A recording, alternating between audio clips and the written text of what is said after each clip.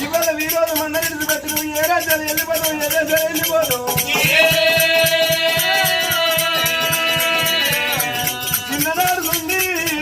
అక్క నాకైనా పాలన వద్దు కానీ నిన్ను ఆడుకోని ఆకోక వీరయ్యా